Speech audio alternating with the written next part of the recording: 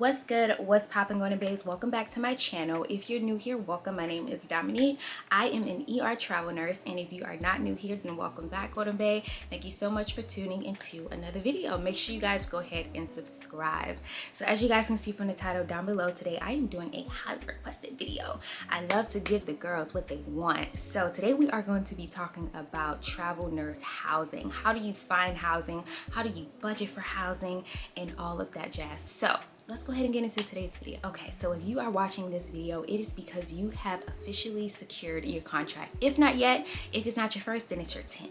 Okay, now this video is super important because you are going to find housing before you even sign that contract. That is super important. And the reason why you want to make sure you have some housing options on your list before you even sign the contract is because you will not get penalized if you break the contract before officially signing. So that's why you want to make sure you have somewhere safe and within budget to stay. So you are going to do all these steps prior to signing that contract, okay? And of course, all of my videos come from experience, and the reason why I'm telling you guys this is because there was one time that I did have to basically pull back out on a contract because I did not find housing prior to signing. Now, I wasn't really penalized because it was so far out, but that's why I'm telling you guys you want to do this step first, because I don't want you guys penalized. Luckily, again, I wasn't, but I don't want you guys to be placed in that position. So we are going to have at least 2 to 3 places that you can stay prior to signing that contract. Now, another thing that I just want to throw out there before we get into the steps of you finding your own housing,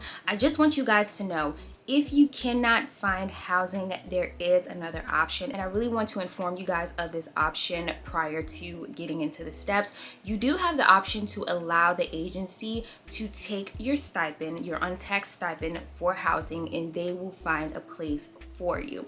Now, the big con with this is you do not have technically a say-so in where you're staying. So that's why I want you guys to take that stipend and I want you guys to find your own housing, because they are not looking for the same things that you guys are going to be looking for. All the things that I'm telling you guys to look for, they're not looking for it. They're not going to be looking for places that are clean. They're not going to be looking for places that are necessarily safe.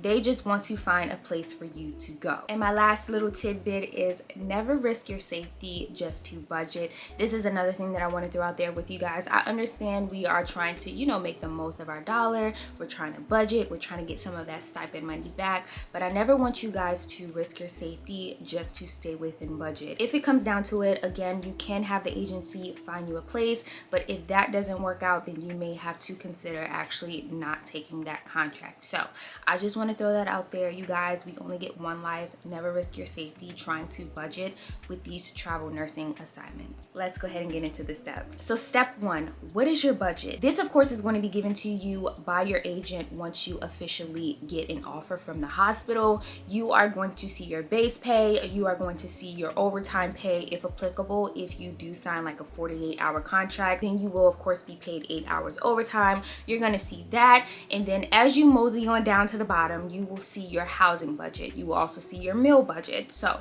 with this video, of course, we are focused on that housing budget. You want to have these figures written down somewhere plain as day. That way you can have these numbers handy. And I want you guys to write down all 3 figures. All 3 figures will be, again, available to you. I want you guys to have the monthly figure, the weekly figure, and I want you to even break it down to the daily figure. And you guys are going to see why. Trust me, it's going to make it 100 times easier. Now, step 2, you are going to write out your expectations. This can actually be done in the very beginning. It doesn't necessarily have to be done in step 2, but I want you guys to write down your expectations that you have with housing. So do you want to stay in an apartment? Do you want a condo? Do you want a house? Do you want to stay in a hotel? Are you open to all options? These are things that I want you guys to write down, and then I also want you guys to write down things that you want in these places. Do you want a kitchenette? Do you want a full-blown kitchen? Do you want amenities in the hotel? So again, I want you guys to write down your expectations, and I want you guys to take everything into consideration, such as food.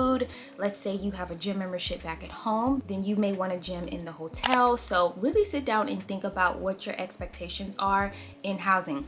There are some of you that don't need anything. Y'all just need a bed, y'all need a microwave and a refrigerator, and y'all are good. There's people like me. I would prefer a gym. That way I can go and work out on my days off.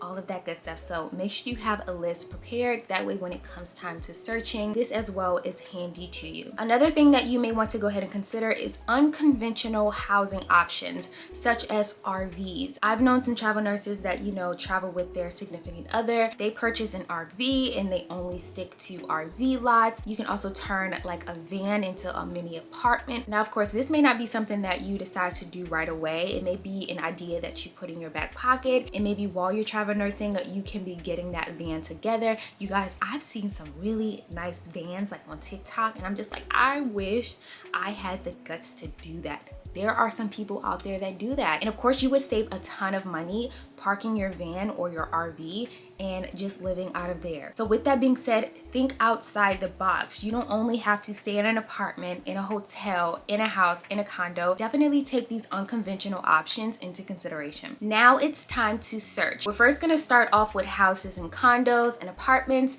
With this preference, you have a ton of apps and websites that you can use. Just to name a few, and I'm gonna have them pop up here, you can use Craigslist, Vrbo, Airbnb, Facebook groups, Facebook Marketplace. However, you do have some websites that are specifically for travel nurses, such as Furnish Finder and Hello Landing. Don't worry, you guys, I will have everything listed down below in the description box. Now, when it comes to booking apartments and condos, the booking process is definitely going to vary because you may be dealing with a property manager, or you may be dealing with someone who just may be renting a room out of their home. So the booking process is definitely going to vary. Some places may require you to book the entire stay at once. So for instance, if you have a 13-week contract, that's 3 months all the way booked. Or if you have an 8-week, a 4-week, they may require you to book all of this at once and also pay everything up front at once.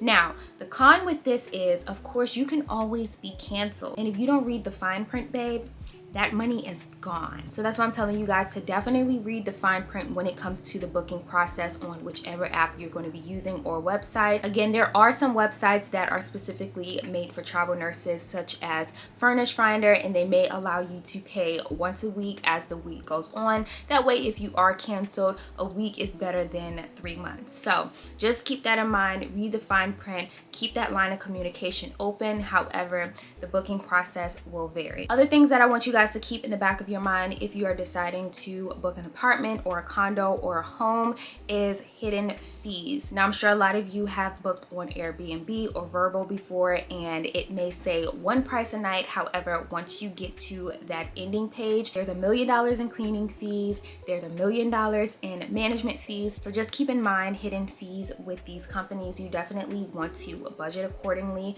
and make sure you, again, are reading that fine print. And last but not least, my biggest tip for booking homes and apartments is, of course, watching out for scammers. I know I mentioned Facebook Marketplace, Facebook groups. Again, you do have specific Facebook groups and everything that are specifically for travel nurses. However, of course, you always have that risk of scammers. So just be careful. And of course, scammers go into safety as well. Just be careful when it comes to booking these individual properties. With that being said, I've been told with Furnish Finder that you do not pay directly through the website or the app. However, you do pay the landlord through like Cash App or Venmo. Again, just be very, very mindful when it comes to booking these because they can easily take your money. And girl, there is no booking that exists. So just be careful. Now, moving on to hotels, this is my personal preference.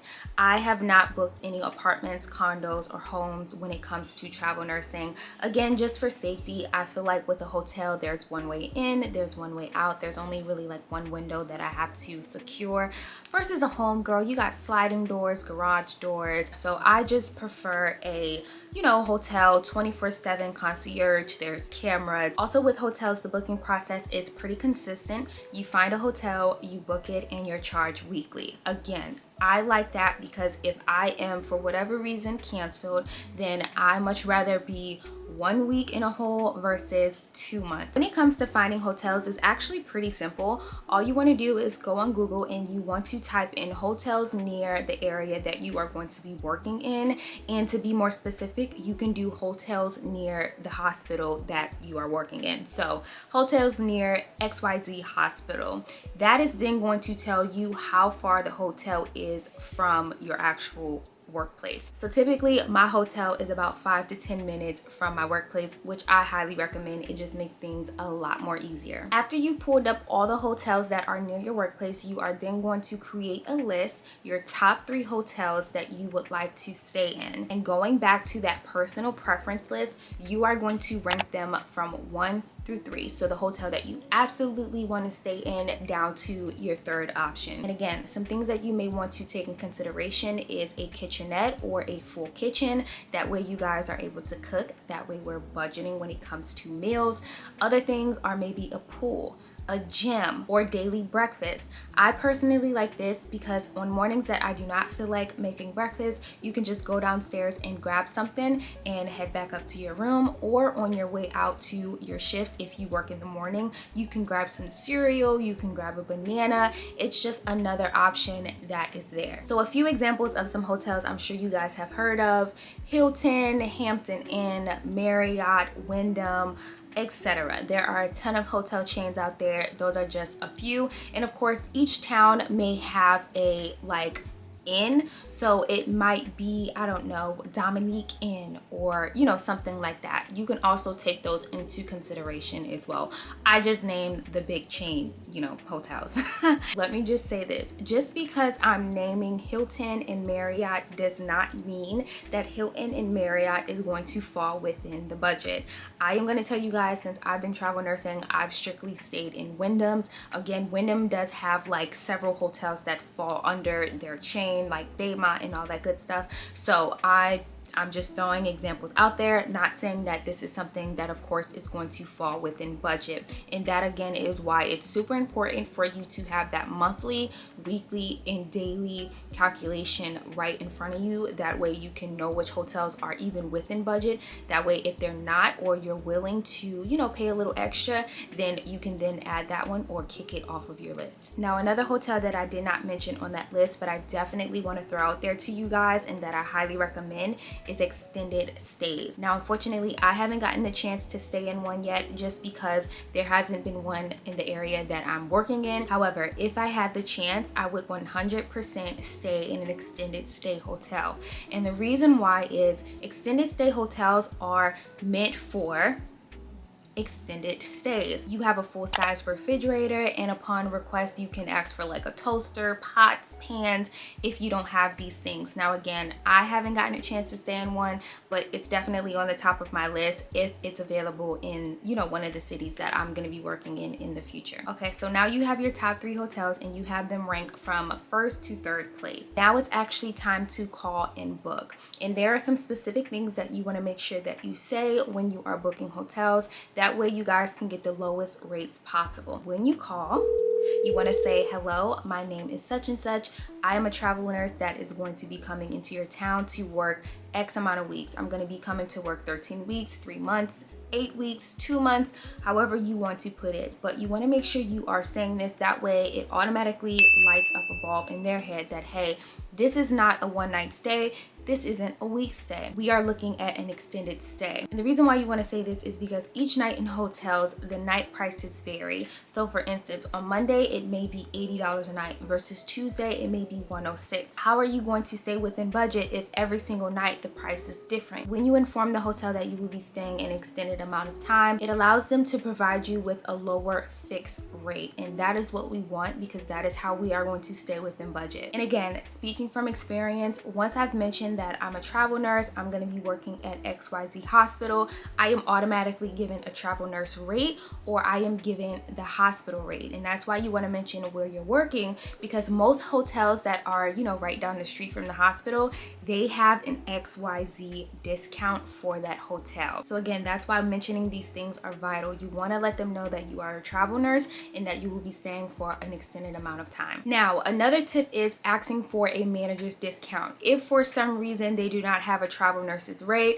they don't have a rate specifically for the hospital, you can ask to speak to the manager or the director of sales and ask them for a lower fixed rate because you will be staying a longer amount of time. And let's be real, this is beneficial for them because you are going to be staying for 3 months. This is a guaranteed income for that hotel. So more than likely you will be provided a lower fixed rate. Again, I've never had an issue with this.